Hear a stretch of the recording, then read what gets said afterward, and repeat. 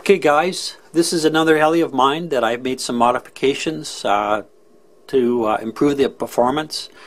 Not a whole lot of changes, a few minor ones, but what I'll do is I'll take it apart and you can just see everything I've done.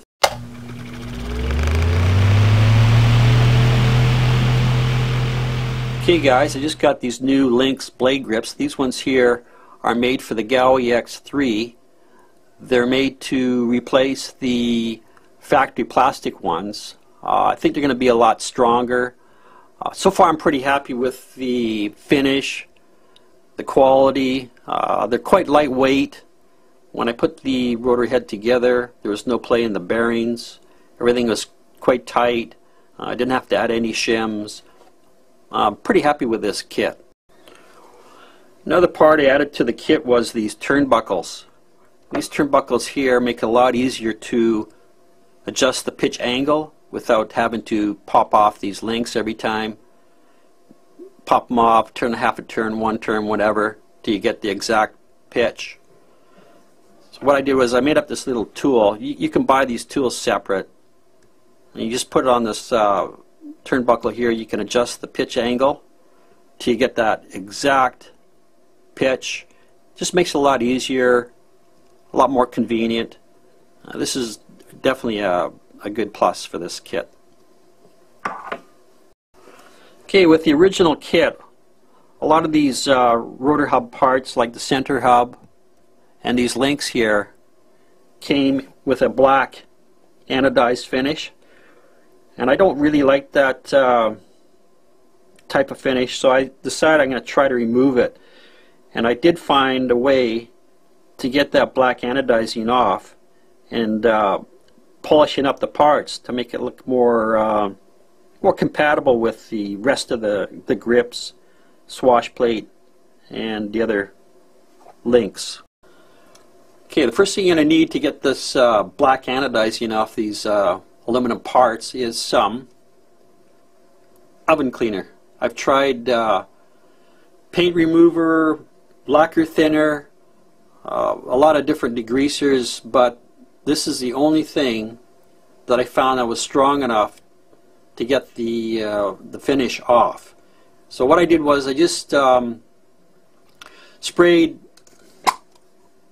onto the rotor hub parts, all the black parts. I just put them in this tray, sprayed it, flipped it over, sprayed the other side, and let it sit for about 10 to 15 minutes. Okay, after letting the parts soak for about 15-20 minutes, I took an old toothbrush and tried to get the rest of the black anodizing off, and I found out that I got most of it off. So what I had to do was I rinsed it out in some water, dried it off, and then I had to give it another spray of this oven cleaner, and it took about another 10 minutes to get the rest of the finish off. It was on quite thick. It was quite a job getting that off, but I eventually.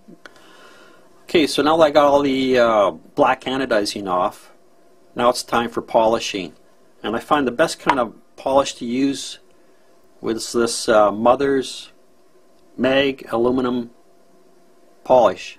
Worked quite well. So what I did was I just put some on a buffing wheel, attached this onto a drill, and just started buffing and buffing and buffing. It took about a good hour to get this polished up to the finish that I wanted, but overall it came out pretty good. Pretty happy with this.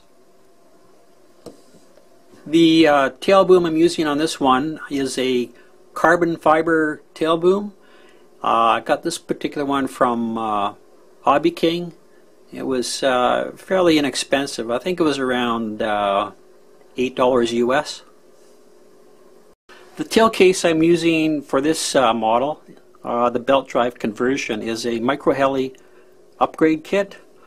Also, I wanted to upgrade from this plastic pulley that came, the original belt drive conversion kit. I wanted to upgrade this to aluminum.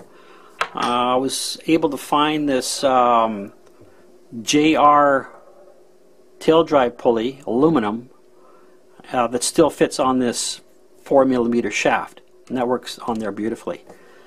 All the tail pitch slider is all micro heli, came with the kit. Also the tail rotor grips, these are micro heli as well, and this is actually off a 450X, Blade 450X, and fits on this 4mm shaft. The blades I'm using are just a line 68mm. The tail servo I'm using is a Hyperin high voltage servo. Nothing really else that I modified in this kit except for the landing struts. I made these landing struts myself, but other than that, everything else is pretty well stock in this heli. The last change I made to this heli was to the canopy. If you guys have a GAUI X3, the canopy can be a bit of a pain to fit on because the way it's designed. Originally this canopy came all the way across. It had a small slot in the middle, and you really had to spread it apart to get on the heli. So what I did is I just cut this out with some scissors, gave it a nice contour, and it's a lot wider here now, and it's just a lot faster to put on. You don't have to spread it apart too far. It's a lot faster, a lot easier to hook on. This makes it a lot more convenient. Anyway, that's about it. Thanks for watching.